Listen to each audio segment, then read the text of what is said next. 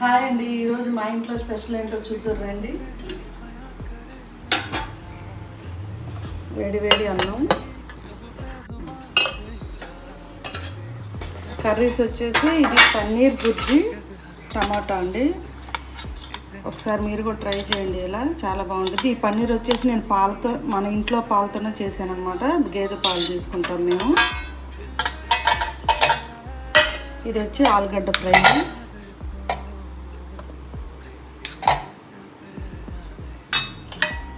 ఇంకా మజ్జిగ చారు. ఈరోజు మీరు మీ ఇంట్లో ఏం స్పెషల్ చేసుకున్నారో చెప్పండి. ఇప్పుడు టేస్ట్ చూద్దాం రండి.